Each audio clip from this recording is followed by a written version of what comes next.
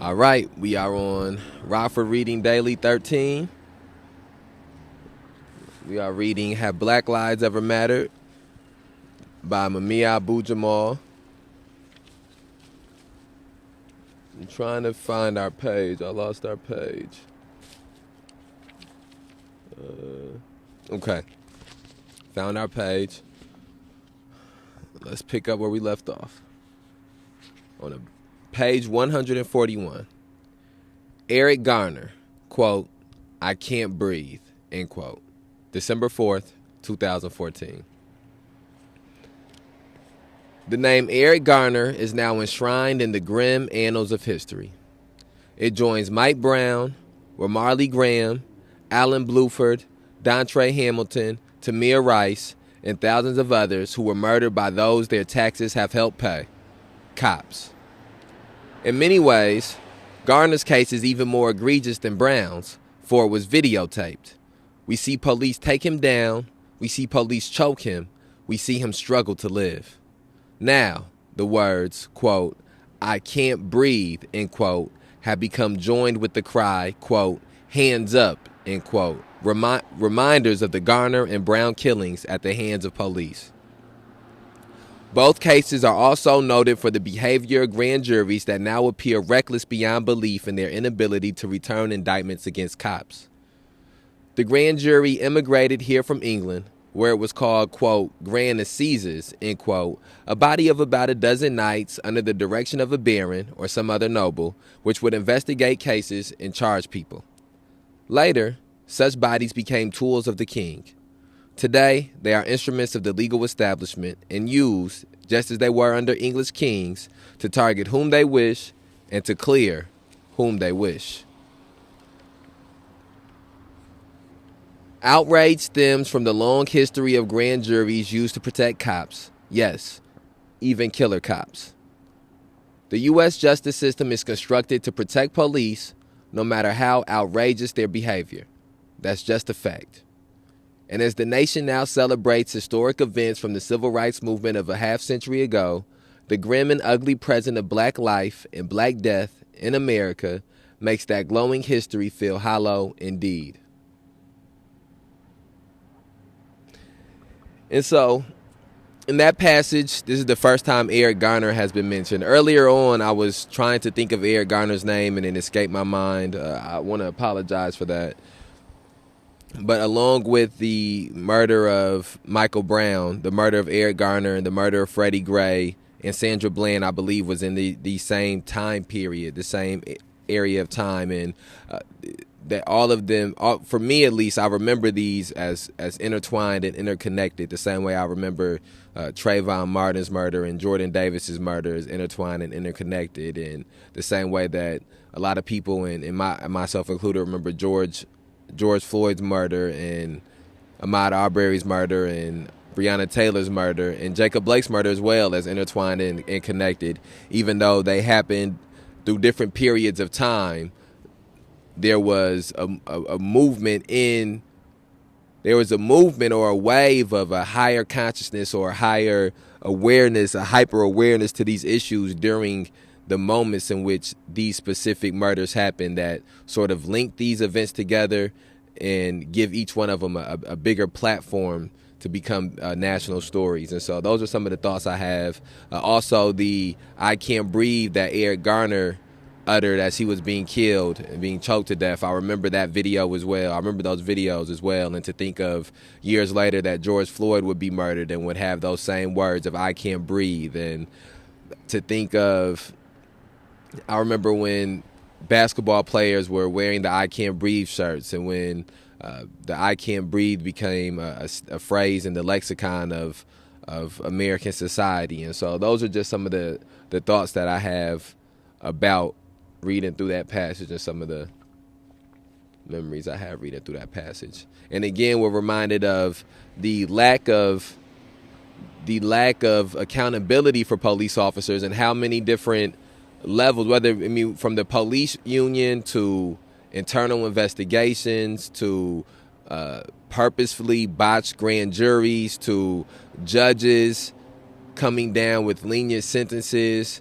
There are all these different avenues for these police officers to escape having to deal with the consequences of murdering citizens in the streets. And these things let you know that it's not just as simple as putting body cameras on police officers. It's not just as simple as saying, let's try community policing. It's not just as simple as getting a new mayor elected or new alderman elected. We have to revolutionize the society that we live in and revolutionize the systems that govern our society. Police terrorism, a national crisis. December 7th, 2014. The massive demonstrations rocking U.S. cities from coast to coast are loud and visible reflections of the deep anger and antipathy rising up against the long and bloody train of police terrorism in black communities. If you have read my writings or listened to my commentaries, you know that I describe police violence for what it is, not merely, quote, brutality, end quote, but terrorism. For the aim of all police violence is to instill terror in black populations, just as was the aim of white terrorists of the past, like the Ku Klux Klan, which lynched black men, women, and yes, even black children. And although the protests by young people occurring across the country are remarkable, we must remember that cop violence against African American communities ain't a new thing. It was December 4th, 1969, when cops invaded the Monroe Street apartment building of young Black Panthers, including Deputy Chairman Fred Hampton of Chicago. There, police armed with submachine guns shot Captain Mark Clark of Peoria, Illinois, and Deputy Chairman Fred Hampton as he slept in his bed next to his pregnant wife. Both Mark and Fred were assassinated. At least 7 other Panthers were wounded as they lay in their beds.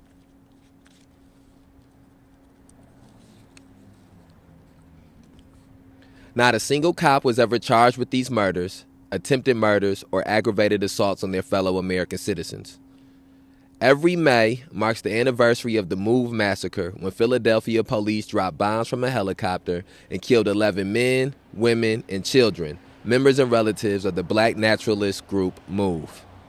11 people killed, 2 city blocks in Philadelphia turned to glowing red bricks and ashes, and not a single cop or city official faced charges.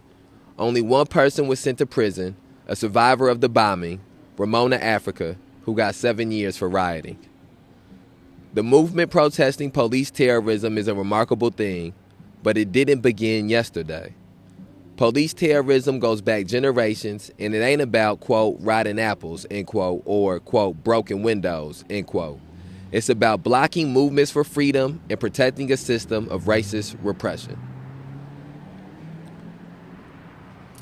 And one of the things that stands out to me after reading that passage is, I'm not sure how many people are familiar with the 3 main issues that the May 30th Alliance as an organization contends with, but those 3 issues are police terrorism, mass incarceration, and racial injustice. And as we've went through these passages reading Have Black Lives Ever Mattered by Mumia Abu-Jamal, I have referred to often the violence of police officers and the violence that emanates from the institution of policing as police terrorism. I've referred to these murders of black and brown people in the streets, these murders of civilians in the streets by police officers as police terrorism, because I believe that is what it is, and that is the proper way to speak about these things. The proper way to address these things is to label them as police terrorism, because I believe that also puts the microaggressions into play as well, not only just the macroaggressions. And that's what I've labeled these things as, or what I've called these macroaggressions that we hear about: the murder of Sean Bell, the murder of Amadou Diallo, the murder of Trayvon Martin, the murder of Eric Garner. These are macroaggressions of police terrorism. Stop and frisk is a microaggression of police terrorism. Over-policing of black communities is a microaggression of police terrorism. The way that they exploit poor communities with citations and tickets is a microaggression of police terrorism. But all of these things still fall underneath the umbrella of police terrorism because they are done not simply just for a dehumanizing effect, but they're also done for political reasons. They're also done for reasons of maintaining the status quo. And those are all of those things imply terrorism. And it's not always violence. It's not always in a violent nature. It's not always in a brutal nature that some of these things happen. Just humiliating of somebody may not be violent or it may not be brutal, but it still goes into the category of terrorism, of terrorizing somebody. And so I think that is the reason in which we as an organization call these things police terrorism. And so I'm happy that phrase was also used by Mumia Abu-Jamal. And again, this is my first time reading all the way through Have Black Lives Ever Mattered. I have read maybe the first 40 or 50 pages before I began reading it for this podcast series. So I didn't know that he would refer to all of these things as police terrorism, but I believe that is the right terminology. And that's a word that we need to, a phrase, statement that we need to push further into the lexicon of our society. Grand jury jammed, December 10th, 2014. As demonstrations erupt in city after city in protest against the Ferguson grand jury's failure to return an indictment against a local cop there, I can't help but be amazed by the paucity of reporting or commentary on how the local district attorneys directed the grand jury regarding the laws used to determine whether a crime was committed. Grand jurors, as a rule, aren't composed of lawyers or scholars. They are ordinary citizens.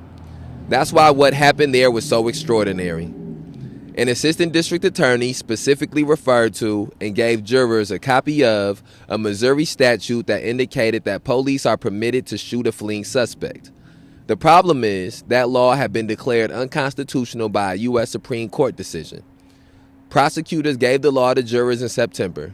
2 months later, in November, just days before the grand jury came to its decision, they corrected their instructions, but never once clearly explained that the law they had been given originally was unconstitutional. According to MSNBC's Lawrence O'Donnell, when a grand juror asked the district attorney directly if the U.S. Supreme Court case overturned the Missouri statute, the juror was given evasive and misleading answers. One prosecutor remarked that the grand jury wasn't a law school. When a jury is given two instructions, one correct and the other incorrect, it is misled, for the only result of such a practice can be confusion. A confused grand jury is a manipulated grand jury, and the citizens of Ferguson, Missouri, and the family of Mike Brown deserve better. Another unarmed black person is killed by another cop who goes free. When will Black Lives Matter? And then that's the end of that passage. I think the first thing that stands out to me in that passage is that we live here in Illinois where there is a statute that is still on the books that I in my understanding, has not been deemed to be unconstitutional yet, which says that police officers have the right to shoot at people that are running away, that people that are fleeing. And it's been used and stated when murders and attempted murders have taken place at the hands of police officers in the city of Rockford, Illinois, and in Winnebago County, as a justification, as a way to justify it. When the shooting of Tyrus Jones was shot October 2nd, 2020 by Rockford Police Department officer Dominic McNeese. In the end of November, when the shooting was ruled to be justified, the Winnebago County State's Attorney at that time, Marilyn Height Ross, pointed to the fact that there was a law in the Illinois statute that said that police officers could shoot a fleeing suspect. Okay? When months later, they would justify the murder of Faustin Guaitigo and the shooting of Jose Gonzalez Jr., they would point to that same statute again as well. The fact that a police officer can shoot fleeing suspects.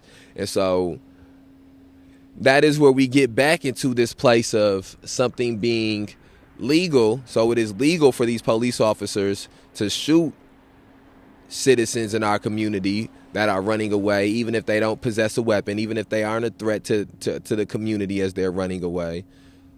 If they are trying to basically escape arrest or prevent themselves from being arrested, the police officer has the right to use deadly force. And so that is something that is legal. But when we look at the laws of mankind, not the laws of this country or the laws of this state, when we look at the laws of mankind, of what is in natural order with humanity, we see that it is unjust to shoot someone when they are running away from you. It's unjust to shoot someone when they are not posing a threat to you, when they're not posing a threat to anyone else. And so we have to struggle to make those two opposites work together to become a singular. We have to do the job of making what is just and unjust on the level of humanity also be what is legal or illegal in the society that we live in.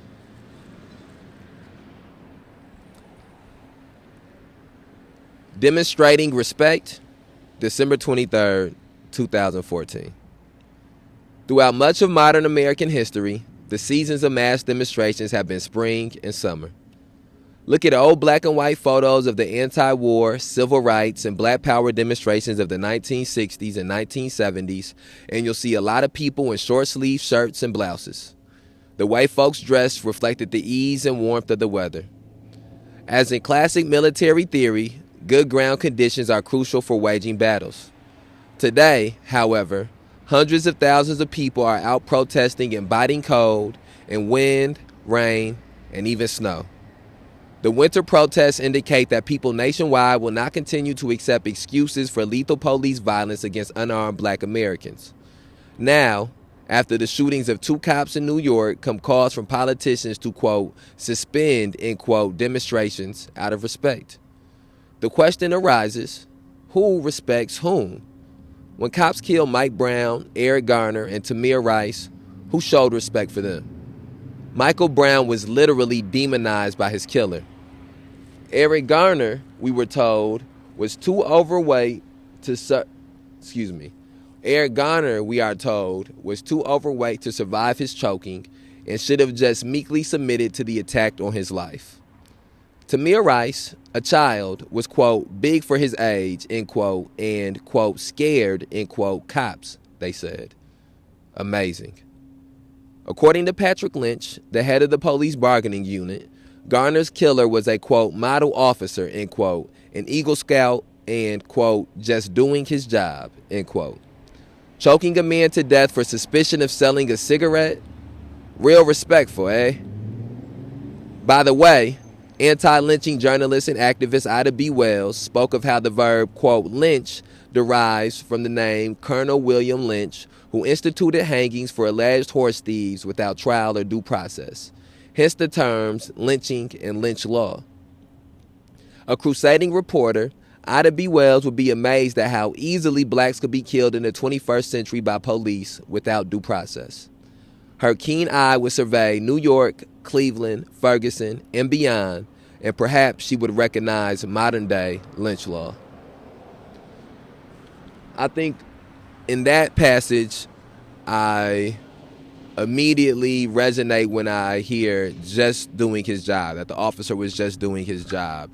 I think that's been called the Nuremberg defense, if I'm remembering correctly, when somebody says that, you know, they're just doing their job. That was what the Nazis said. That's when they deemed it the Nuremberg defense, that they were just doing their job in Germany and during the Holocaust. And so I think that as long as we have an institution where just doing your job can include violently murdering unarmed people, where just doing your job can include falsely convicting people of crimes they did not commit, where just doing your job has negative residual effects on communities that are already marginalized, that just doing your job is not a good enough excuse for you to not be held accountable for your actions. And again, we have to do the work of explaining and educating to the next generation of children coming up why the institution of policing is inherently evil, is inherently corrupt. And so that way they understand that when they are going into this field, they are not going into this field to be able to help these communities or to be able to help marginalized or oppressed people or even people who have been victimized. That they are going into a line of work that profits off of victimization, that profits off of maintaining the status quo, that does not and has not ever actively tried to do the job of dealing with the causes of these issues, and that has only done the job of dealing with the effects of these issues, and not even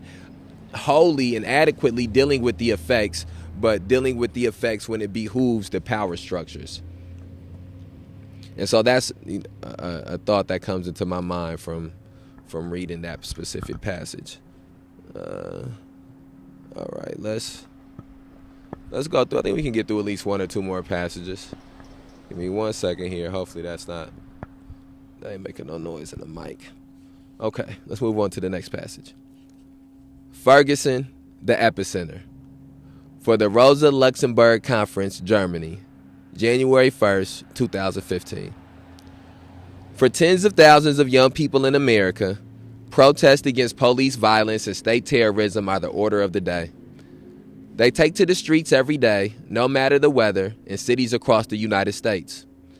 No single organization is directing this bold effort, and the role of traditional civil rights leaders is greatly diminished. The protests are largely the work of youth using the weapon of technology to demand social justice. Their efforts are unmediated and unfiltered by the political parties. They are independent of these parties and thus able to frame their issues in their own voices, in their own words. Thus we see play cards and hear chants such as, quote, hands up, don't shoot, end quote. Quote, I can't breathe, end quote. Quote, jail killer cops, end quote, and the like. None of this would be happening without Ferguson, Missouri. It was a stark, unblinking illustration of the repression of the armed state against black existence, black community, and the black family.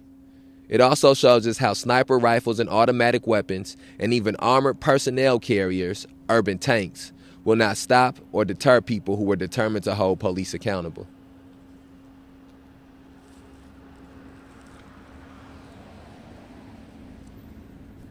Images from Ferguson flashed around the country and the world, igniting protests in nearly 200 cities. It broke through the illusion that had been promoted by the media and the political classes, that America was a compliant, post-racial society. It showed the impotence of black politicians to make the lives of average black people more secure. Ferguson may prove to be America's Tahrir Square, the epicenter of resistance to chronic social justice. The epicenter of resistance to chronic social injustice. The wave of national protests emanating from Ferguson are a demonstration against the way police kill with naked impunity, especially when their targets are black. When cops kill, the system rises up to protect the killers by secret grand juries, prosecutorial discretion, and when all else fails, judicial appellate protection that virtually guarantees that any conviction will be reversed. That's what Ferguson revealed, the dirty little secret of police immunity in America today. To a German audience with a historical memory of terms like Untermisch, the concept of state killing with impunity must be chilling. Untermenschen, But let us be clear. Black America, despite its glitter and pop, is an oppressed community. It is exploited economically, as in Ferguson, where a plethora of fees and fines threaten the people with debtors' prison unless they submit to paying exorbitant court costs. These monies support a veritable apartheid system, a primarily white, yet woefully unrepresentative local government, coupled with the very essence of what drove the colonial rebellion against the powerful British Crown: taxation without representation.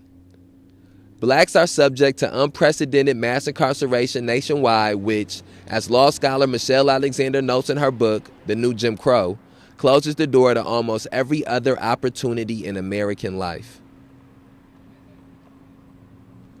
Thrown into non-functional public schools, denied jobs, harassed on the streets for walking while black, driving while black, and even talking while black, life for millions in black America is far too often a living hell. It's these chronic conditions that pulled the trigger in Ferguson and launched similar mass movements nationwide. Those movements are still going strong. May they only grow. And that brings us to the end of that passage. And I'm going to stop this Rockford Reading Daily right there. I think that the first thing that comes to mind after reading that passage was a specific statement I wanted to go back to. And this was sort of in the last passage too, but Mumia Abu-Jamal speaks of people protesting even in the winter, protesting in the snow, continuing to protest and continuing to keep pressure and leverage on these institutions and on the society to address and absolve us of police terrorism and mass incarceration and racial injustice. And again, he brings up that he refers to Michelle Alexander's book, The New Jim Crow, and refers to the phrase of mass incarceration and how mass incarceration is something that is used to marginalize and ostracize people of color from mainstream America, from mainstream society, and that we must deal with that if we want to get to a place of changing these macroaggressions, of stopping these macroaggressions of police terrorism that manifest from continuing to manifest. So we got about, don't have much left. Oops, sorry, my fault, y'all. I think I just hit the mic with the book. We don't got much left. We got about 40 pages left. Probably about two to three more episodes of Have Black Lives Ever Mattered by Mumia Abu-Jamal left. And then after that, we'll have an episode where we just review the book for the entire episode, talk about the book, and then we'll move on to the next book, which I'm not 100% sure which it will be yet. Thank you for taking the time to listen to this Rockford Reading Daily podcast. Please share it on whichever platform you're listening to it on. And we want to, again, thank you for your support. Protest the police terrorism, mass incarceration, racial injustice. So again, thank you for taking the time to listen. And I'm going to end this episode right here. All right, we outside.